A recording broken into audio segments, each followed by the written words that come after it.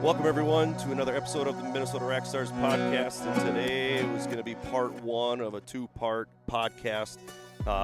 This is one of my favorite podcasts to do. We're heading out to South Dakota, and we're pretty excited to say the least. There's a lot of things to be looking forward to when you're heading out to South Dakota archery hunting. It's mid-October, and we're amped up to get out there and do some archery hunting. It's Dale, myself, and Jerome. And yeah, we're in the truck. I like doing these podcasts in the truck. It helps time go by. It's a lot of fun. And like I said, the anticipation is high. We're going to tell you all about it here. So why don't we just get to the podcast? I hope you guys enjoy. Well, we are back with another podcast here. It's been a little bit. A few things have been going on since our last release of our last podcast. But this one here, we are back in the truck. I love doing this podcast. I mentioned that last time we did it, and it seems like it was yesterday, but we were in the truck heading to South Dakota once again, one of my favorite trips of the year. It's Jerome, Dale, and myself again. Greetings. Hello. It is 9:20. Is that what you guys got up there for a time? 9:20. 9:20 on the 16th of October. And we're heading to South Dakota. We are roughly how far away yet to our destination? Probably 2.5 hours. Yeah, something like that. 2.5 hours. So, yeah. But we gain an hour, though. Yeah, that's big. That's that right. is big. Huge. Huge. So, yeah, this is probably going to be one of the earliest trips we've had out here, getting out here time-wise. Was able to get out of work about 45 minutes earlier, so that's nice. But, yeah, doesn't it seem like yesterday that we were just making the last trip out here? I know. But harvest is in full swing. It is. We've been looking for this comet that they say is up in the sky, but I think there's too much dust up there with all the corn being harvested right now. It is so dry out here right now. It's crazy. I don't know if it's all the way across the Midwest, but I know Minnesota, South Dakota, extreme danger, fire hazard conditions out here with the high winds and the dry conditions we've been having back at home and out here in South Dakota. It is just crazy. I know we were talking, Jerome and I and my daughter Harper, we made a trip out to Montana. I don't know, it was probably 5 years ago already. Something like that, yeah. And there was a kind of similar situation, but then a thunderstorm come through, and there's a bolt of lightning that hit the ground somewhere and lit the place on fire. And I'll tell you what, out here in this open country, when a fire starts and there's high winds, I mean, that thing could take off in a hurry and do some damage. Yep, it just goes. But, no. So, I don't know, I guess before we kind of get going on this, what are you guys looking forward to? Like, I don't know, it seems to me like hunting trips I go on to, there's always certain things I really look forward to. And if I look on the left right now, I told you guys a little while back, one of the things I look forward to this time of year, heading out to South Dakota, this may seem kind of funny, but looking at all the Halloween decorations up, because I know that's always a good time of year to be hunting, and it's fall. So I like seeing the Halloween decorations everybody has up. How about you guys? I thought you were talking about the Dollar General we just passed. So. Which one was that? About the 20th one that we passed here since we started. But no, it is a good time of year. It really is. It is. And October, the leaves are changing. You know, half of them are going to be blown off the trees by the time we get back, probably. But it is. It's a good time of year, and that always means hunting season. So, and before we even start that, can I talk about my bear? I shot a bear this year. Oh, geez, No. Joe. Yeah, let's hear it. Gotta get in the right lane, though. There's 2 lanes here, though. So anyway, I don't know what you're talking about there. No, I shot a 350-pound boar on the opener of the Minnesota bear season this year, and so just so you guys know where I hunt, it's somewhere between Fairmont and Baudette. So somewhere in between. Somewhere in between. So it was in Minnesota, but no, it was sitting on the edge of a cornfield, and opening evening about 7:20 in the afternoon. We could hunt till like 8:30, and 7:20 in the evening, all of a sudden one came out and about 70 yards from me, and kind of it was an area of I was on the edge of a cornfield, and cornfields where I hunt are just huge fields, and like mile by mile almost. And so there was a washout area, and from the previous flooding they had in the spring. So it was a nice open area, and here that thing came out, and about 70 yards away, and I was able to shoot at it. I know I hit it because of it grunted pretty good, and it started running off into the corn, and the shot was a little bit lower than I probably needed it to be, but it went about 200 yards into the corn, and later on that evening we found it, and we were able to harvest it. So yeah, so it was 350 pounds, so I was very happy with that. So for a early September bear, by the time that thing comes around with all the corn they eat and stuff like that, that would have been add at least another 100 pounds to it. But I was very happy with that size bear. So it was Were you on the ground hunting? Yeah. Yep. I was So on the ground. what do you do? Just bring out a little camouflage chair, folding chair, and Yeah, you can. So you can sit down once in a while. But I happened to be standing when the bear came through. Okay. And, yeah, and it was there, and it was it was a nice broadside shot, and I was able to hit it, and how far was it? The shot? about 70 yards. 70 yards. Yep. Were you by yourself? Yeah. Yeah. And so, and then, so it worked out pretty good. So, Because I know you go hunting up there with there's a group of us that go a up few of you. Okay. Yep.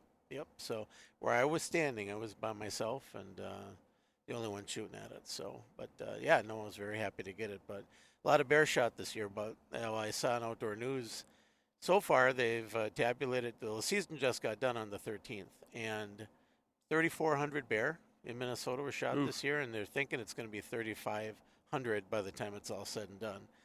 When you shoot a bear in Minnesota, you have to collect a couple of teeth from the bear, and you have to send them in by state law, and you got to register it and all that, like you do a deer. But you also have to send in the tooth sample, and then about May, you'll get an envelope back or a letter back from the DNR, and they'll tell you how old the bear was, and you'll get a patch with it and stuff. So it's kind of cool. But it was a nice way to start the 2024 fall hunting season off. I'm sure the number maybe has something to do with it, but do you think that's something that they could or should or incorporate for deer, sending your teeth in? That would be a major pain in the butt because a lot more deer are shot. Right. 200,000 deer are shot in the state versus 3,500 bears. So I think the bear harvest was up this year because last year was such a crappy year. Plentiful berries, acorns were everywhere last year, and they were just a little bit less this year. And the bear were hitting the baits better. And last year when the person tried baiting, they were before the season, the 2 weeks you can bait. Bear were coming in for a lot of people, and then as soon as the acorns dropped, you didn't see bear, or they started getting in the dark, and it can be kind of frustrating. But this year it was really successful. They were coming into the baits really well, and I happen to be hunting a cornfield for mine, but the other people that I hunt with that had baits, they were coming in really well. So a lot of people had a lot of success, and we got plenty of bear in Minnesota, so I'm glad to see that a lot of them were harvested. I think, well, I know this for a fact. This is black and white. I know a type of bait that bear will hit that I don't think anyone has ever tried this before, but I know it works really well on my place. And that bait is trail cameras. No, because they eat your trail camera up a little bit? I think if a guy just stacked a bunch of trail cameras on a pile, Yeah, they would probably come they'd probably come and hit it. Sure, They would come and hit it. Yep. The other day I was coming home from work, and as I was pulling into my driveway, my phone dinged. I had a picture come through on my trail camera, and I get into my driveway and I look at my phone, and sure enough, I mean, it's 2 hours till sundown. Hour and a half roughly till sundown, and there's a big old boar. Mm-hmm. There's a picture of him, and then the next picture comes through. It is completely black, and that kind of ticked me off a little bit, and I knew exactly what was going on.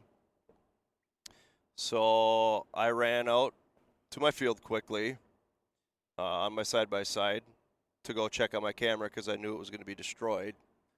So I made out there, and I ran out there on the side-by-side, making as much noise as possible to make sure that he knew that I was coming out there to kind of spook him off a little bit if he was still there. And I get out there, and sure enough, my solar panel is unplugged, and my mount on the solar panel that mounts to the tree that the solar panel sits on was all twisted up. So he didn't destroy my camera or solar panel, but he was definitely doing some damage, to the mount and whatnot. But I requested both the videos from the trail camera, and that black picture was basically his paw on the camera, Sure. which turned into him, sniffing, and you could hear, cracking and whatnot of him twisting, the trail camera mount and whatnot. But yeah, We've gone to wearing gloves, rubber, Right. disposable gloves, anytime we touch our trail cams, because they smell they have very good, they can smell really well, scents, and so we've gone to that, and I think that's helped a lot. Especially if you're going around baiting and stuff like that, you're gonna have all different types of scents, and that gets on your camera and your equipment and stuff, and they will destroy it. No doubt. They will. Yep. And so I had a when we buddy do that, that helps a lot. had a buddy of mine that happened to a couple of years back. Him and his son were up baiting bear and had some scent left on, from the bait and such. The last thing they did out of the field was to turn the cameras on. Yep.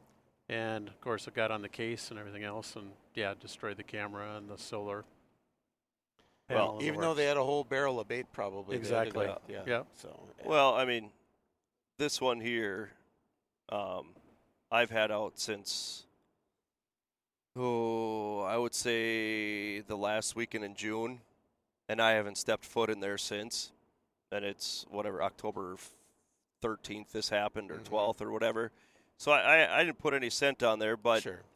as we all know, the deer, bear, whatever, they can sense those cameras. They can hear those things. I know other podcasts and people are all of a sudden, making a big deal out of, well, can deer detect, trail cameras and the cell signal and all this stuff? Well, yes, they can. I mean, it's it's not new, news or new information. Mm-hmm. You could always tell that this could happen. I mean, you look at this bear here, he comes in and he knows exactly where to go. He goes right to that camera and he starts putzing with it because he can hear a lot of things that we can. He can smell Right. a lot of things that we can't, and it's just that's the way it is. I mean, that's what attracts them. It's just there's something there that they can hear that we can't, and all of a sudden that alarms them, and they go over and investigate. They're curious. They're curious animals. Deer are Absolutely. curious, and bears are curious. And then when they figure out that, this is something that I don't really care for, well, then they avoid those situations. But yeah, so I haven't seen him since. Hopefully he takes a hike. Bear season is now closed, correct, Jerome? Correct. Yep. On the 13th. Yeah, it lasts a month and a half. Yeah. So it was the Friday of the last weekend, and I knew of a couple people in my area that had tags. I don't have a tag for my area, so I was going to get a hold of them. But then I found out that bear season is now closed. So next year maybe. There you go. But yeah, Start applying. It takes a while. yeah, definitely. It does. I think my area, I think it's, About 6 years. yeah, I was going to say 5-6 years, which Yep. is insane because I have an insane amount of bear on my property. So next year, somebody looking to shoot some bear in my area, give me a holler. go. Might be able to come over and shoot some. You'll probably get a bear tag sooner than Tim Wallace will find out how to load a shotgun. Probably. So. Just saying. So, Just saying. Just saying. So you have a better chance of getting a tag before that. Probably, so. That's funny. So. Um, Well, it's a pheasant hunting joke because we're in South Dakota. There you Right. go. Just There you went go. through Redfield, so that's a good timing. There yeah, you go. pheasant capital of the world, I believe Redfield is. Yep. Yeah. Self-proclaimed. There you go. Sweet. That's one of the cool things too. You come back through these same areas each time we come out here. Kind of going back to what I was talking about, looking forward, to things on the hunting trip. So what what about you, Dale? What are some things you look forward to on this trip? Oh, good question. I think it's just getting out there. And I think the road, is 7 hours and such. That's always interesting. But doing one of these things on the road, or just talking and looking at different things. But also catching up on some sleep probably. But anyway, just getting out there. I like the area, the country. It's different than Minnesota, and I think we've said that before. It's just a different look, and then seeing friends.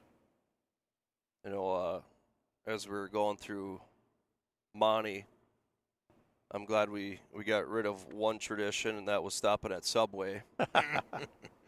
We ran into a little issue in Subway. Was that 2 years ago? Yeah. Yeah. We stopped there, and I think we're the only ones in there, and it probably took us 45 minutes. Yeah. 45 minutes or so to get our food. I think one of the workers was having a personal problem they were discussing and all sorts of stuff. So it was kind of like, it was entertaining. Yeah, to say the least. But yeah, so we tried a little something different this time. We ended up going to Subway, or not Subway, Arby's, and how come we had to go to? How come we had to go to Arby's this year, Joe? Well, we'll get there, Jerome. We'll get there. You said to ask you questions. I just thought I'd ask you a question right off the bat. I'm going to finish what I'm looking forward to here, but this year, change the subject. Right? This year, I mean, even last year already, there's just something about the bunkhouse. I like the bunkhouse where it's a nice little cozy bunkhouse. It's just cool. There's something about it. To me, it's not necessarily roughing it. I mean, it's the perfect temp because it's a small area, so we can get it warm if we want, or cold, or whatever. And temperatures are going to be perfect out here for this spot. It's just something I look forward to. It's just, for me, it's comfortable sleeping out there, all that good stuff. And then another thing I look forward to is just going into town that 1 or 2 nights that we go into town, just to kind of have a beverage, get a little bite to eat, visit with a few people, and I don't know, it's just something kind of always look forward to. Going into town, little bunkhouse, and not having to go to Subway anymore, switching things up. There you go. There you go. But also, too, I mean, just like you said, getting out here, seeing the people out here again. I mean, we see them once or twice a year, that we come out here to have conversations with them and see how things are going and see how the weather is, how it's been throughout the last year. I know one of the ranches out here, they put corn out. They planted corn this year. When's the last time they ever planted corn? I'd be curious the last time they planted corn out here. And just kind of learning things, too, from the people out here. That's one of the cool things. You come out here, it's a whole different style of living than what we're used to. And just kind of picking up on how they do things out here. I think it's really interesting to me. But getting back to your point there, Jerome. This isn't just on me here, Jerome. This isn't just on me here. We all had a little hiccup before we even left Minnesota, before we even got out of St. Joe, where Dale lives. Yeah. We all had our little hiccups. So let's start with Dale. Dale, we're going to start with your hiccup here. Okay? Okay. Go for it. So, you go out there, shoot your bow, get ready and everything else. And so I was packing up yesterday and just making sure everything was there. And so I opened up my case and kind of grabbed the bow, and I'm looking around and, checking things out. And there's a little ring that's on the bottom of it. I'm like, where's it? What did that come from? It's on the bottom. I don't know what you call it, a little bow area at the bottom there, but the technical term. But so here I am thinking, well, okay, can I shoot it? Can I not? I mean, it's after dark last night, so what do you do? But I happened to bring it into one of the archery places in St. Cloud where I got it, and they just said it was the little metal ring that's a dust cover for the pulley system or the gear. God, I got to find out some technical terms for the bow, I guess, if I'm going to talk here. But was it the cam? The cam, yeah. The gear or the the bearings there, so it was just a dust cover, and so he just cut it off. So here I was thinking, going in there this morning thinking, I'm shot. I got a tag. We're going out there in, 4 hours, 5 hours, and my bow is going to be in the shop. But they gave me the good news. They just cut it off and said, yeah, you should be good. So. Yeah, I don't know. Knock on wood. I mean, a guy should bring 2 bows out here with him, but we only have enough room in our vehicle for 1 each. Yeah. But, after we got everything situated in here, it's always a challenge getting everything packed in here. What happens usually is I get done with work at school. I meet Jerome out at the farm where my grandparents lived. I meet Jerome out there. We kind of get situated there, and then we take off and we go meet Dale down in St. Joe, and then we kind of finalize our packing, put the puzzle together, and we take off from there. Jerome, what happened after we got done packing the truck up? We always take an annual picture that my sister Barb, Dale's wife, takes of us, and so now that out of law enforcement and I'm driving semi now for a part-time job, I have, you have to have the wireless communications and you can't touch your phone or nothing like that. So I had my headset on and I took it off and put it on the bumper so we could take the picture, and then I forgot to take it off of the bumper. And so we leave, and about a mile down the road I remember, oh crap, where is it? So I checked the bumper, and fortunately At first you made Dale pull over in the middle of the road. Middle of the road. Stop. You would not let Dale pull over on the side of the road. Dale I don't pulled over in the care. middle Those of the things road. are expensive. I wanted to get it back. Fortunately, we're still on the bumper though, so it's all good. So props to Dale for It's all in the driving. Yep, being a fabulous driver that's right. for not letting him fly off. It there. helps that you we go. only had to turn once, too. Yeah. Well, actually 2 turns. 2 turns and then 30 miles an hour didn't hurt. So yeah, so that's good. So 2 pretty wild and crazy and pretty serious situations that you guys were in there before we even really got going on our trip. But I guess I'll take credit for being the biggest knucklehead in the truck. So it was yesterday. I had a chiropractor appointment, which we'll get to here in a second, the reason why. But, I get back to my house from the chiropractor appointment, going to do a little icing and whatnot.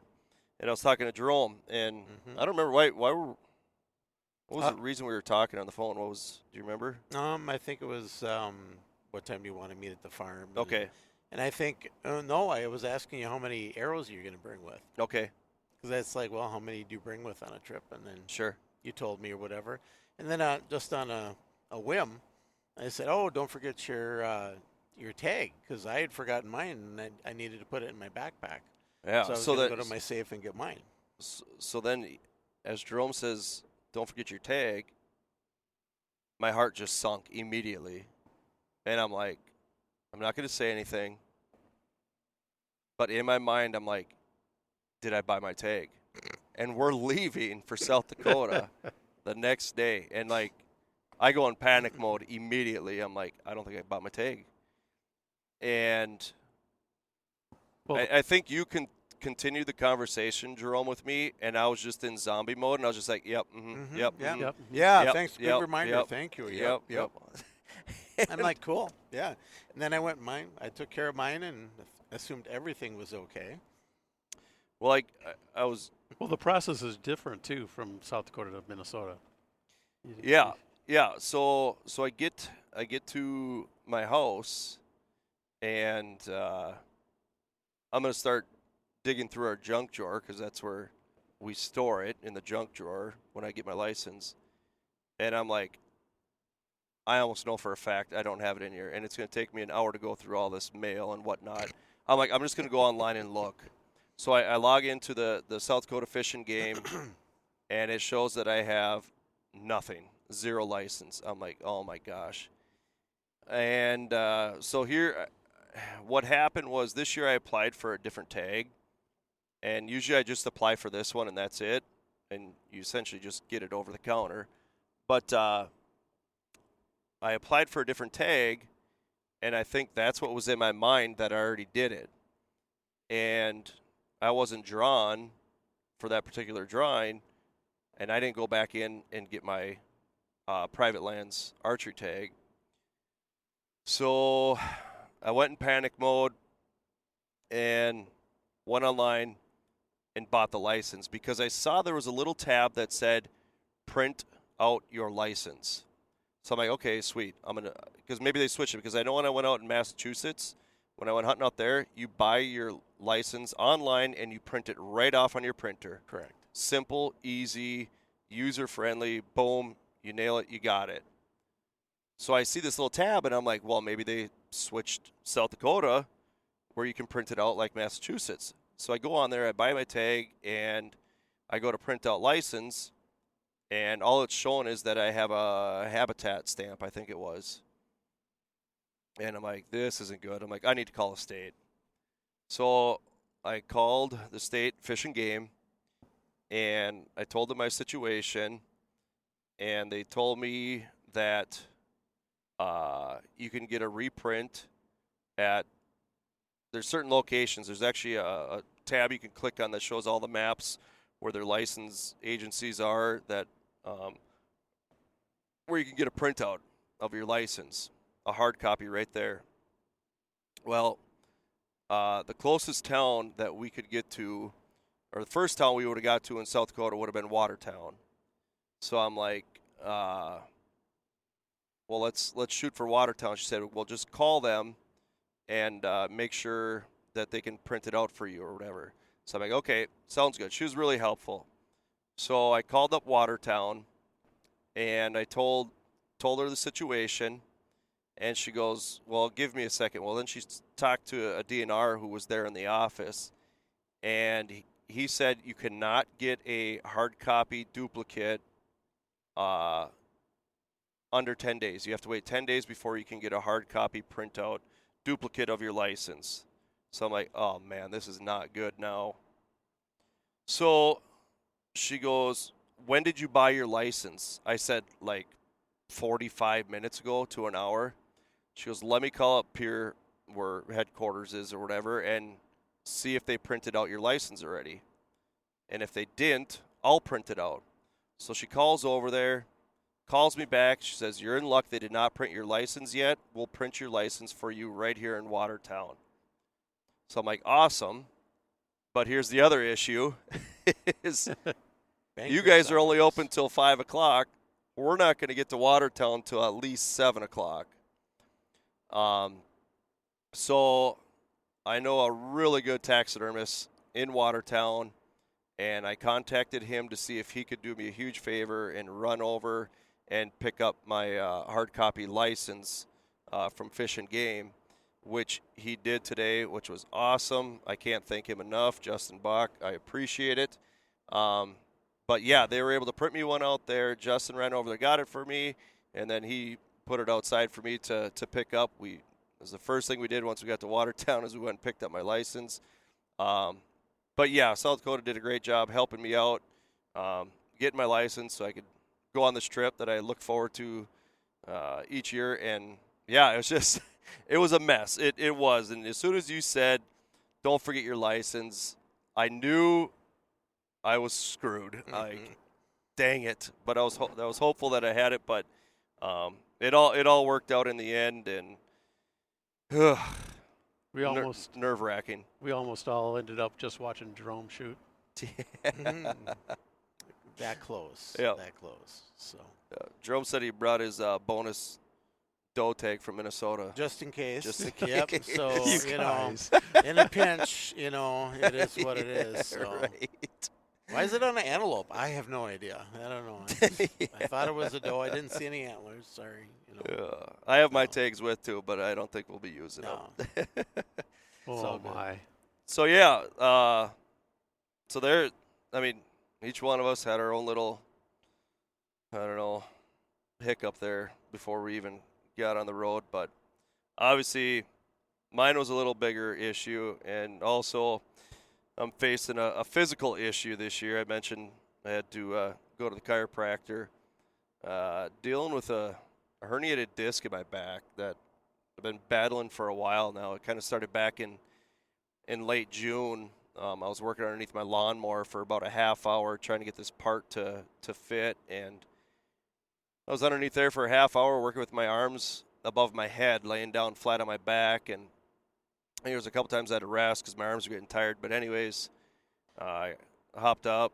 Many of you know that I mow lawns in the summer, and all of a sudden I hopped in a lawnmower, and I was mowing a really rough lawn, and all of a sudden my back just started spasming, and kind of escalated from there. I play amateur baseball. That didn't help things, much by hitting and twisting and all that good stuff.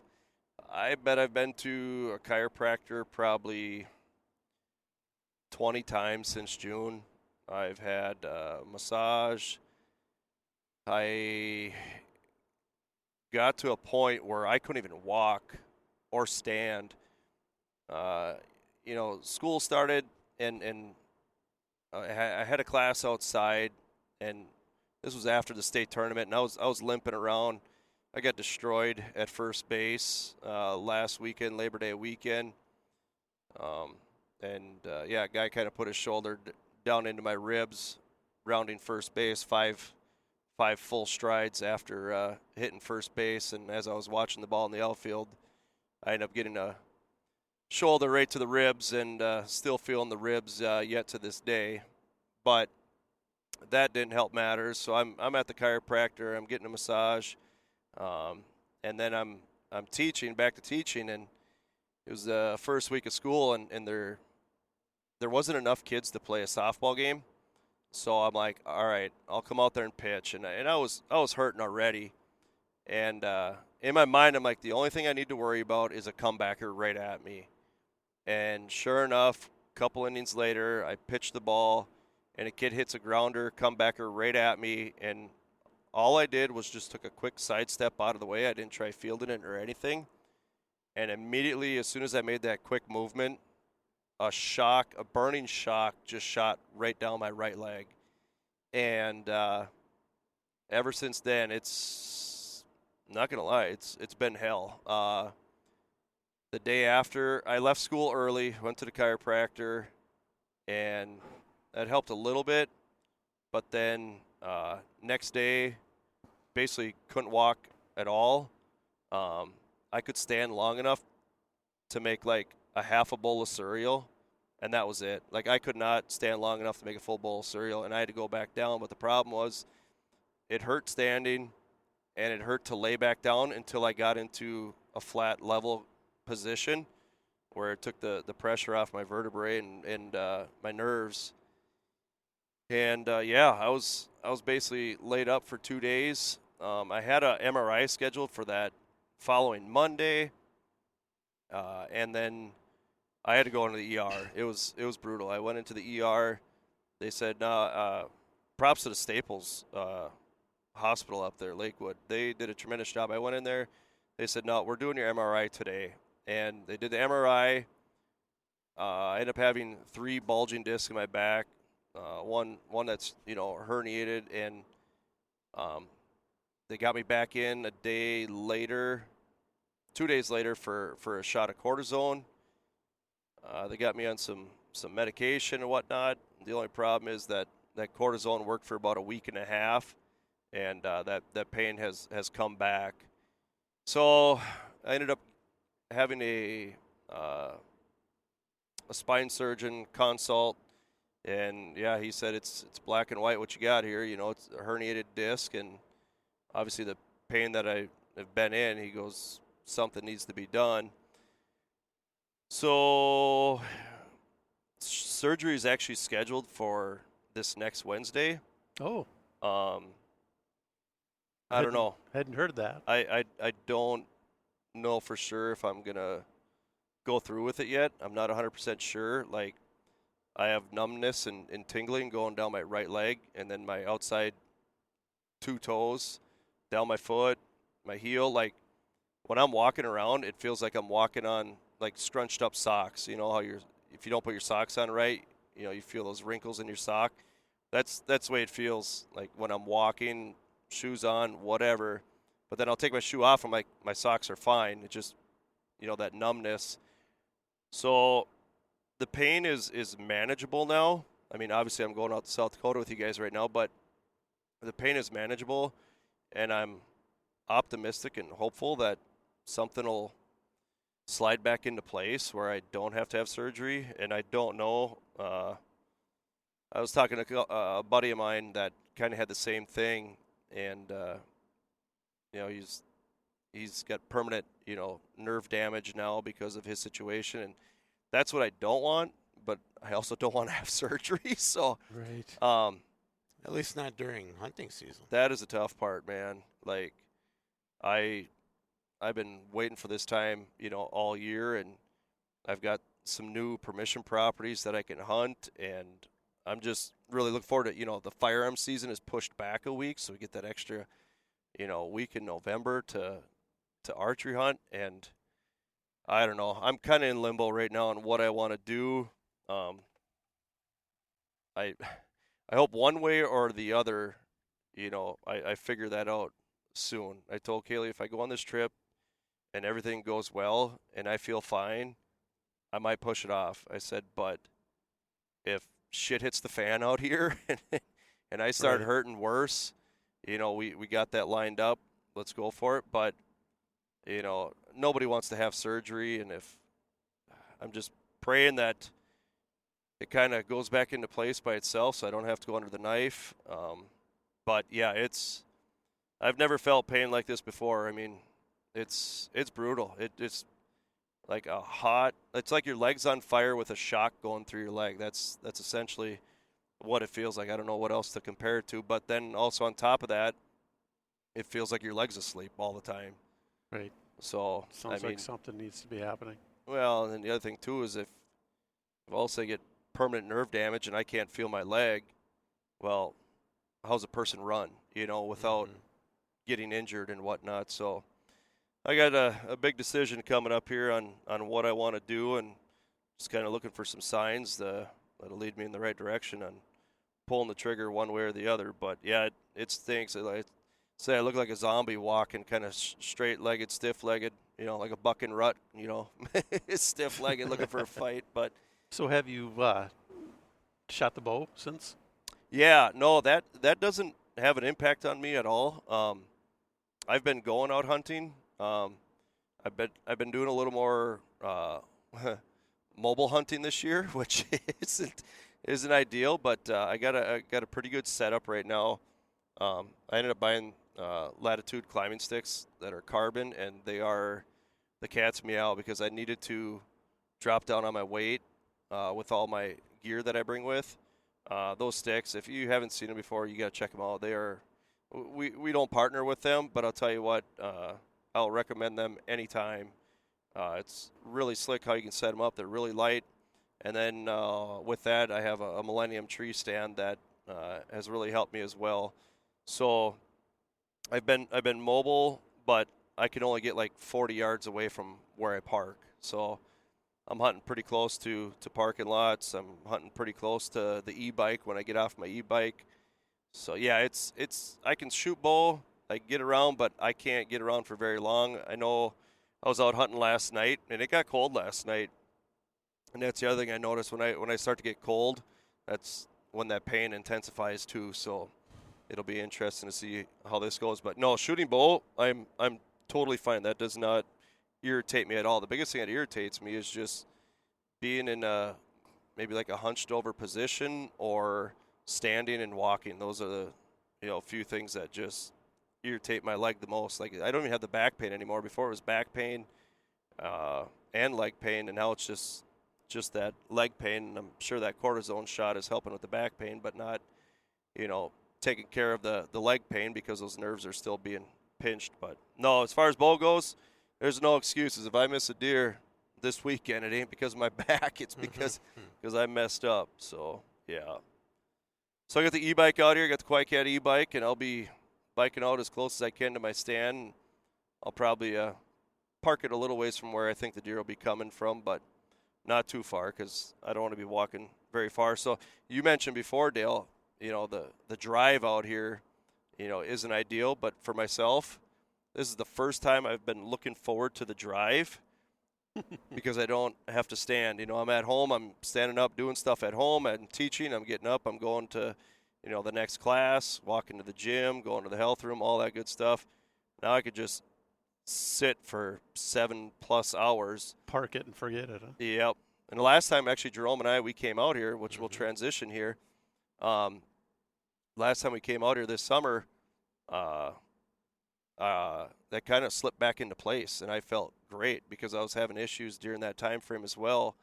And I got out here, and all of a sudden my muscles in my gluteus maximus started twitching quite a bit. And I'm like, okay, what's going on? Is this a good thing? And I got out of the truck about a half hour later, and I didn't have any pain. So that's one of the things I'm hopeful for too here, just being on this trip. But yeah, Jerome, why don't you kind of take over? We came out here this last August. Yep. Yeah, to do a little homework out here. Why don't you take over? First week of August. Yeah, we put up 2 stands, and that worked out really well. And we had to come back out here to put up one of those stands because of because we're missing parts and stuff like that. So we were able to get that rectified, and we put up 2 stands, 2 totally different locations, but both of them, one's along a creek bottom. And should have a lot of activity, a lot of deer sign, a lot of everything that we saw, and that worked out well. And then kind of a honey hole that Joe, you got 2 stands there now that we put up, but 2 different locations, kind of similar to where he shot that coyote last year, and a lot of activity there, and had a camera up there and saw a lot of deer there. So we got those 2 up, and that was good. And that was our main mission. It was just a quick 2-day trip and an overnighter, and it worked out well. And for the deer that we were getting on camera, kind of the fun thing, we had one that was even on a collar that you discovered, wasn't it? Yeah, we ended up leaving the trail camera out here when we came out turkey hunting in April. Yep. And just let it run. Wasn't on cell mode or anything, and ended up coming back out here in August. And one bunch of pictures of a collared buck, and he looks like a pretty good 8-point. He's gonna be a nice deer. Yeah. Big base. So he's out here, and then we hung that camera and put it to cell mode. Well, we had the camera running, and turned it to cell mode, and the next day, we had a giant 8-pointer show up. I mean, we're talking, I don't know, 20, 23, 20, possibly 24 inches wide. I mean, just a really wide 8-pointer. I mean, it doesn't have a whole lot of mass, but wide. He is wide. He's a wide 8-point. So we had him show up on camera. Then there was like a 10-point that was in camera, and this was all in velvet yet. And then all of a sudden, a lot of does and fawns. Does and fawns. Yep. And then the cattle showed up. Yep. And then after that, the camera didn't work. So. And now we haven't gotten a picture since. Oh, really? Yeah. No, so we're not just holding out on you, Dale, not sending you pictures. I was wondering. You guys are keeping all the good ones to yourselves. No. Here, go over here, Dale. That's a good spot. We'll go over in this spot. No, so we haven't had a picture since. However, we know there are some good deer out there yet because of the sheds we found, sheds that the ranchers found, and the deer that I had encounters with last year. So we know there's some really good deer out here that we'll be going after. There's the 8-pointer I had the encounter with in November, the 10-pointer that I had the encounter with when I was heading out midday, 80 degrees, 2 o'clock in the afternoon, and he was already out in the field. So we know there's good deer out here. Well, when we were putting up that first stand, remember we kicked up, there was a buck maybe, 30, 40 yards from us that we kicked up? A smaller buck. But yep. He was right there, and he didn't even know we were there until we started making noise. Yep. And you mentioned this, but you kind of brushed over it a little bit, because the first question that I had when you showed me the pic of the collared deer was, okay, what does that mean? Can you shoot it? Can you not? That type of thing. So that went on to some investigation on the South Dakota game and Yeah, fish. Joe, you did that. Yeah. Actually, I think I did. Oh, you did? Yeah. Oh, okay. I looked at it quick just because that's the first question. Okay, you see a collared animal, what's going on? And they're just doing a study and such. And so can you harvest it? yeah, Yeah. they said don't let the collar. If part of the study is what happens to the deer, where do they go? What is it mortality rates or do they get shot hunting? So it's all part of the deal. So the website said don't let it. If you were to shoot it without the collar, don't let the collar stop you from shooting it. Okay. So.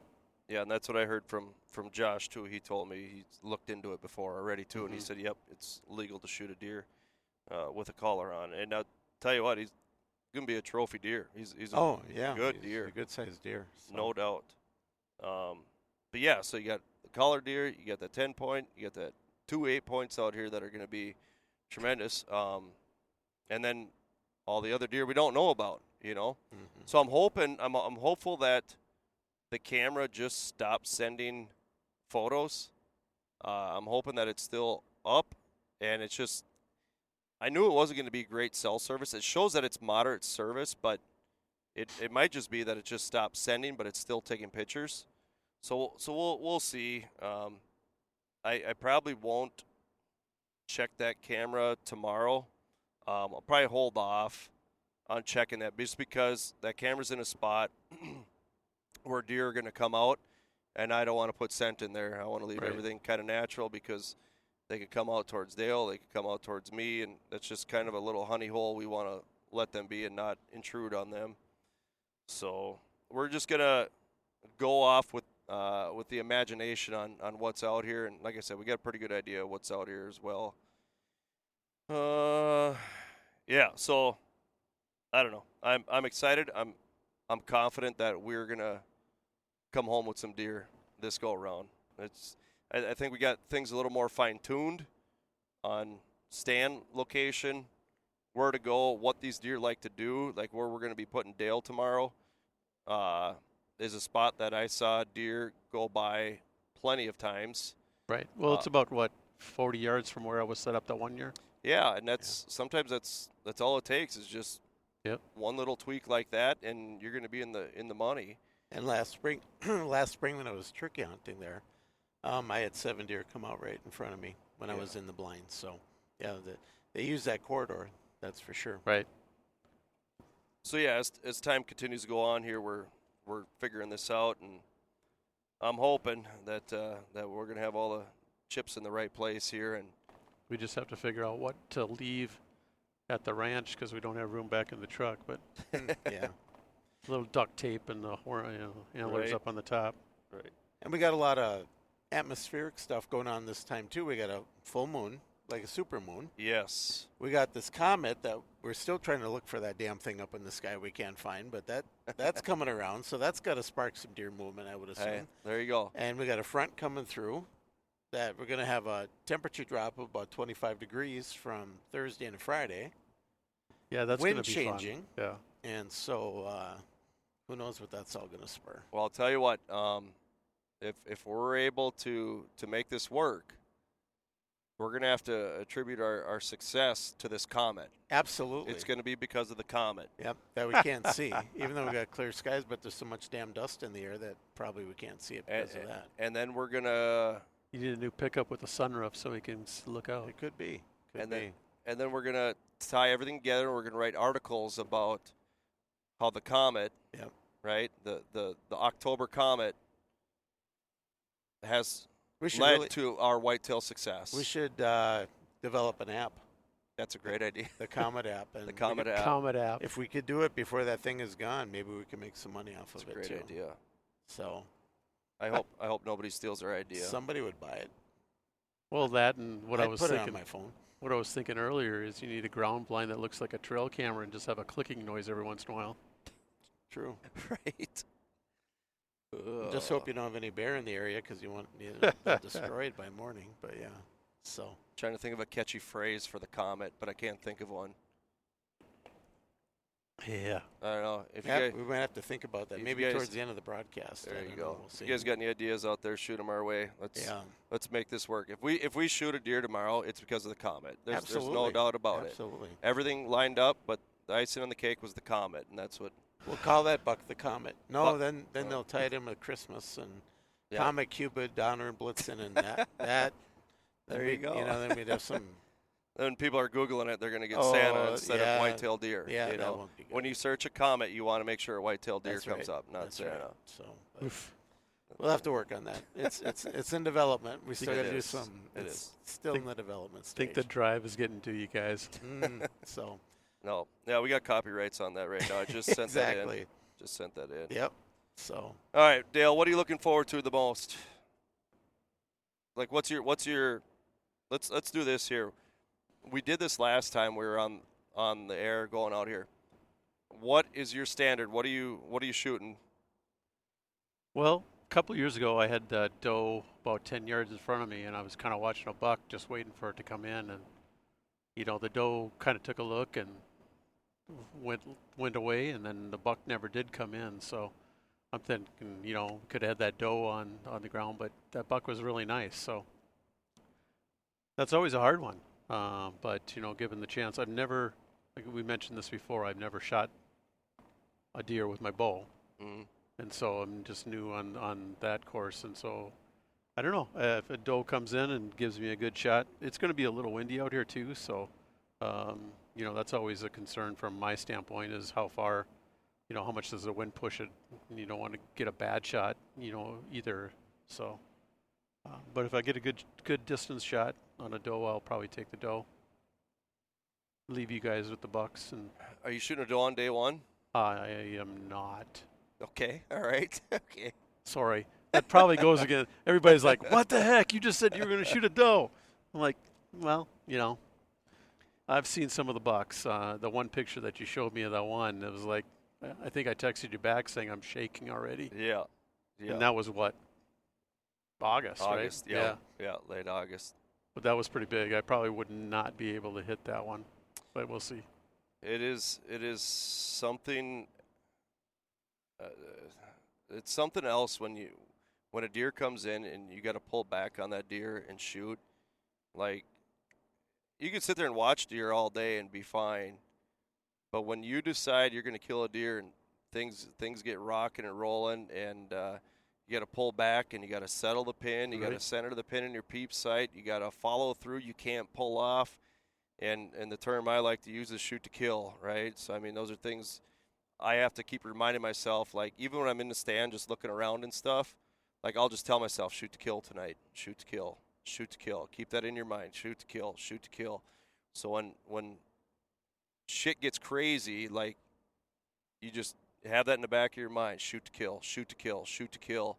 And that always helps me settle that pin in there better and not just, oh, the pin's on her and I'm going to let it fly, or him or whatever it is. It just helps me lock in, like, this needs to be a double lung or a heart shot. Like, it's the only place this arrow is going. And, if you don't have that shot, last year I didn't know the exact range on it, and I passed it up. And looking back, I'd do it again because I'm not out here to wound deer. I'm shooting to kill. Exactly, And if I'm not there and I'm not on it, I'm not shooting. So that's one thing that always helps me. But let's talk buck, Dale. Like, what size of a buck are you gonna shoot? You see one. What is, let's say for you, what's a borderline buck where you got to think about it, like should I or shouldn't I? Yeah, because we all know what a shooter is, right in our mind. What is a borderline buck where it's like, I don't know, should I or shouldn't I? Right. And I was kind of like when my first year bow hunting, I passed up on a 6-pointer from 20 yards. Okay. Because it was a younger buck, so you kind of look to see, as fast as you can anyway, try to age it, and see if the brisket is a little bigger, that type of stuff. Mm-hmm. So, if it's a 6-pointer and it's not real big bodied, I'd probably pass on it again. Sure. 8-pointer, I mean, if the antlers are past the ears and such, that's a good buck. Sure. Hopefully we'll see a big body on it too. But you see some of the younger bucks that way too. So. Mm-hmm. Um, Well, I think you're in a dang good spot, Dale. Well, because yeah, and we've. I was down there that 2 them. years ago. Like I said, 2 years. No, last year. Yep, Was it last year? Last year, yeah. Last year I was down there. I didn't have a ground blind, but I just kind of made myself a little nest, if you will, underneath a couple of fallen trees. And there were deer there, and they were just kind of nervous and looking over their shoulder. Yep. I couldn't see it, but I would assume because that's where you had that coyote come in. Oh yeah, yep. That there were some coyotes in the area. Yep. Because they were looking not at me; they were looking off in the distance, so they weren't coming too far out of their sheltering place. Well, go ahead, Jerome. And actually, with the they're talking northwest winds. Right. I think that's going to play perfect. perfectly into both of your situations. You guys are setting me up here. I don't know. No, I'm serious. I mean, that's I know. Because the deer are going to be coming out of the woods from the north, and Right. they're going to be walking right past you. And they're not going to smell you, which Well, is that nice. little area that you're talking about, that's why I chose it the first year, is because it's kind of like a pinch point in between the creek Yep. and then that sheltering tree line, and Yep. it's probably 30 yards across. So. Yeah. And there's a little path that goes up to the north of you that leads up, and I've seen deer take that up, and then they go up and around, By the hay kind of where bales, those round bales were, or Right, whatever. right. Yeah. So it's a nice little Y right there in the road, I guess, if you will. They come out of that finger of that bedding area, that point, and then they're either going to the point across where the car is, Yep. that old car is, Yep. or they cut it up that hill, and that's going to be roughly a 20-yard shot for you right there, Yep. I think. And they won't smell you again because Nope. you're going to be That downwind north of wind, them. yep. So No, you'll be able to sit in there perfectly. And thing is, when it comes to what you want to shoot, it's what your heart desires, man. Oh yeah. If you see something out there tomorrow you like, let her rip. Yeah. And then Then I'll be sitting in the warm bunkhouse on Friday when it gets down to temperature down. Yeah, exactly. you get the right mindset. That's my mindset going on here. I want to crack something the first day. That way I can kind of go in rest mode for a while. But Get some coolers and some ice and get the deer on some ice and go from there. get some drinks on ice. Yeah.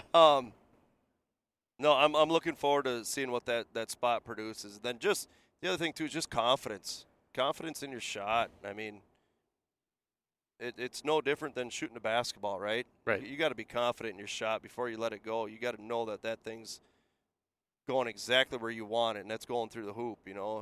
That's putting that arrow right through its lungs or heart or whatever you're aiming for. But just that confidence on top of it, and playing things out in your mind and which direction they're coming from, and making sure your body, like when you're sitting in a blind, what I'll do sometimes is I'll make sure that I'm actually facing, where the deer are going to be coming from, because by the time they get broadside to me, I need to be turned Right. in that position where I can pull straight back and I'm in a good, comfortable position. The one thing I've learned myself when I'm shooting it out of a blind, like when I'm turkey hunting, is that, you're kind of turned in a little bit of an awkward position. And after you shoot, your torso wants to get back in a comfortable position, which is looking straight forward again. Because when you're shooting a bow, you're turned to your side, you're looking over your shoulder. But after you let go, your body wants to kind of twist back towards your normal straight-on facing position. So that's one thing that I've tried to tell myself too, is after I shoot, stay in that awkward kind of position to the side before I come back and turn my head, back over my knees again. You know what I'm saying? Right. So that's one thing that I try to keep in mind. Shooting out of a ground blind, sitting down, no different in a stand where you gotta, your torso wants to kind of come back a little bit. But no, I'm looking forward to that spot. And the thing is, when those deer come out, Dale, I mean, no pressure at all here whatsoever, but I'll be able to see them from. I was gonna say. I'll be able to see them from my stand. I'll have everything on camera for Yeah. you, so we'll be able to go back and review the footage. Yeah. Exactly. Oh, Dale, why didn't you shoot that one? Well, it was nap time. I don't know. Right. The one thing too I will say about these deer out here, and whatever, it might not be that way tomorrow or the next day or whatever, but it seems I can get away with a lot more out here, a lot more movement than back at home. But like we were talking, they're not pressured out here. Right. You know, they're not being pressured out here by hunters as much, so they're willing to give a little more, I guess, where you can get away with a little more movement. Where there's been times where even like that deer last year, that buck that come through that 8-point, like I felt like I was handcuffed, but looking back, like I probably could have reached in my pocket, even though it was dead calm. I probably could have reached in my pocket and grabbed my rangefinder, got it out, and got a range on him. But I was just in that lock mode where I'm like, any movement, he's going to bust. And out here, I think you can get away with a little more of that movement than back at home. So let's move on to you, Jerome. What's your standards? Well, this year, my only Western tag at this point is South Dakota. I didn't get drawn for Wyoming for antelope and Montana for deer and elk or anything like that. So I'm hoping that I see a nice buck that I can harvest. I'd like to shoot at least an 8-pointer, if not bigger. Knowing that with the flexibility of my schedule now, that I'm not full-time anymore with the sheriff's office, that I can maybe make another trip out here, you know. And so knowing that we got some nice stand sites, you know, I can be a little more picky. But, you know, last year we did the spot and stock, and I shot at that mule deer doe that was bedded, and I shot over her. You know, I don't think we'll be doing a lot of spot stocking this year like we did last year. So last year I just thought, well, that'd be cool. I've never done that before, so I'll try it. But I think, you know, I'd at least like to shoot at least an 8-pointer and bring something back. You know, you mentioned the muley that you shot. It was, and Joe, you were talking about how you get away with a little bit more. That mule deer ran about 20 yards, turned and looked again, back at us. I'm like, what are you guys doing to me? You know, Mm-hmm. I was sitting here nice and quiet, but you know, that was kind of surprising to me as well. I'd never seen that. Yeah. You know, people were talking about it, but I've never seen it. And actually, I mean, you shot an arrow at it, and it still only ran What was 15, 20 yards. And Yeah. hey, you got another one in there, or that? Yeah. you know, almost daring you to take another shot, almost. But It's crazy the difference between the two, you know, whitetail and mule deer. And Mule deer, I've noticed even hunt like in eastern Montana and stuff like that. You know, you bump a mule deer, they run a little ways, they'll stop and look back at you. You bump a whitetail out in Montana, boom. and they run over the hill. They're gone. Yeah. You're not going to see them again. And so the mule deer are just kind of that way. I've noticed it out here. So, and that's, you know, you're asking what do you like most about this trip. I enjoy the fact that there is a more variety of deer. You got the mule deer out here, and you also have antelope, which is always fun. And Don't shoot an antelope tomorrow, though. no, but one of these days, I'll finally, you know, I've been applying for Montana and Wyoming for years. You know, right now, Wyoming, their antelope populations, at least in the areas where I'm applying, have been decimated either by drought or disease, or they've had some bad snowstorms and stuff that knocked their numbers down. So trying to get a non-resident tag out in Wyoming right now is pretty tough for antelope, at least where I'm applying.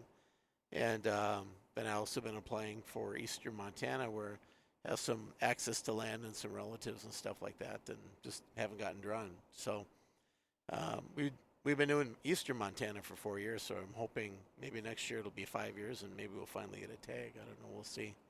But so it's but I do enjoy seeing the variety. And even when we were out here in August, we saw a dandy antelope buck. yeah, You know, yes, we did. And it's just fun seeing them things. It really is. So, because it's something we don't have back at home. No doubt. That's what I was gonna say. You just never know what you're gonna see, and that's the one thing I like about out here a lot is that yes, we have a trail camera going, and it's not sending us pictures.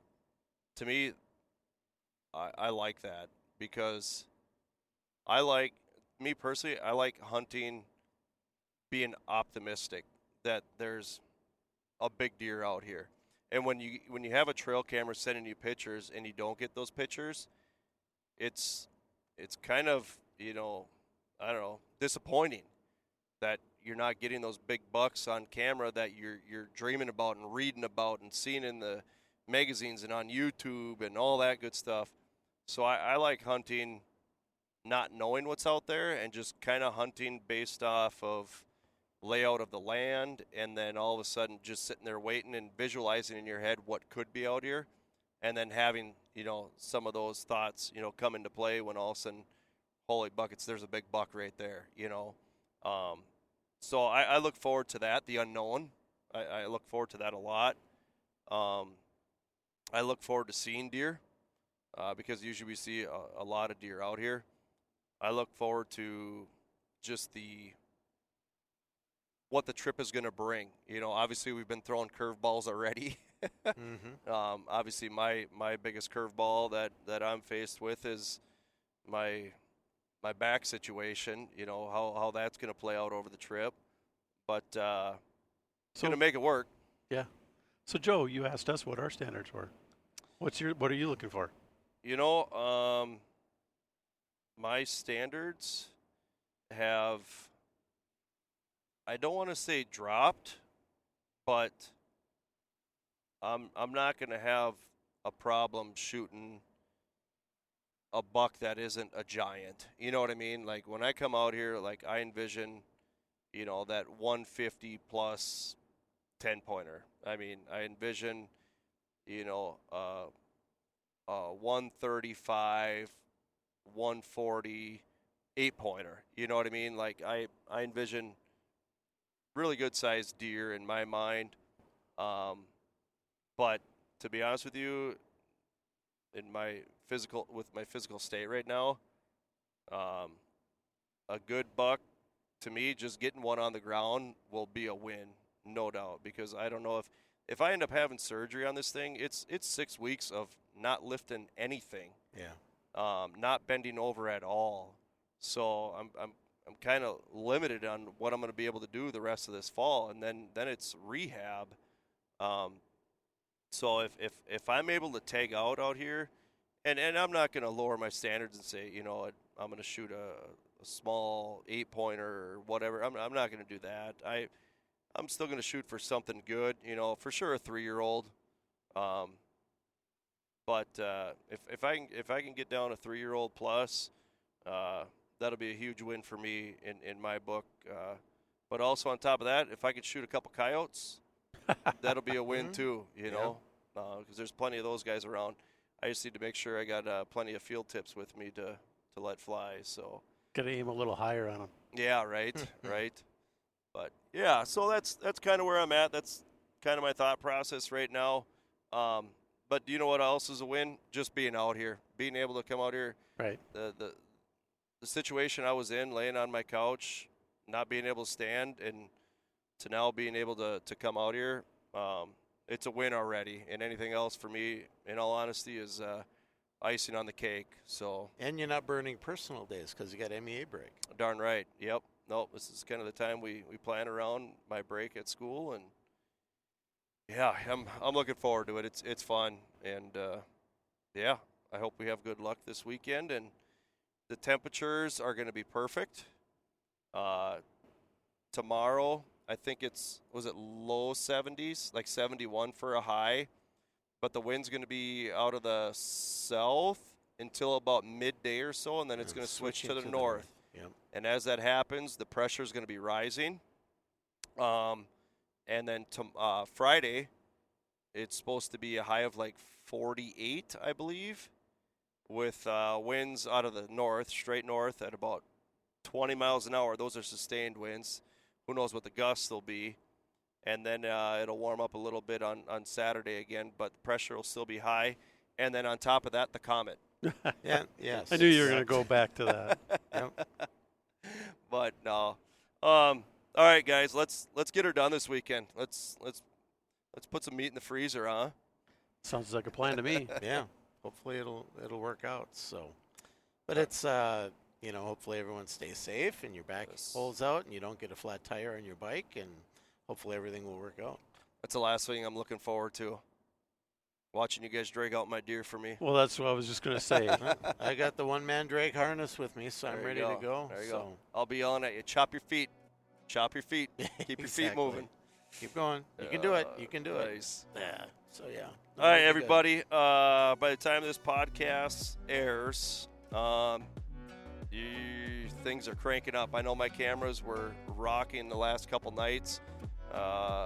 We've been having frost, like 29 degrees at night, frost on the ground, bucks are moving, they're hitting scrapes. Little guys are running around. I'm seeing some little bucks on trail camera right now during daylight. Usually it goes, the 1.5-year-olds really start running around, then it's the 2.5s, then it's the 3.5s, and then after that, the big boys show up in daylight. So it's getting to be that time of year. We're getting fired up. I hope you guys are fired up too out there. We appreciate you guys listening.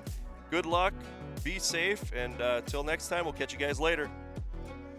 Well, I hope you guys enjoyed the podcast.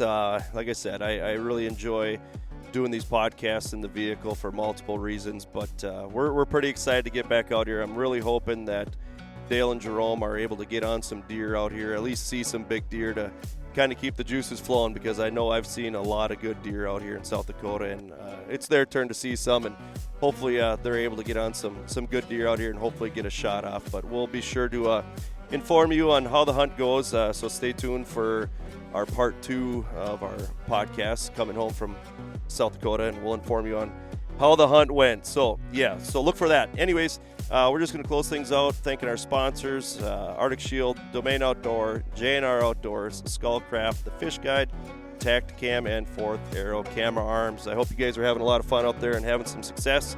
It's a fun time of year, and I hope you guys are enjoying it. Thanks for listening.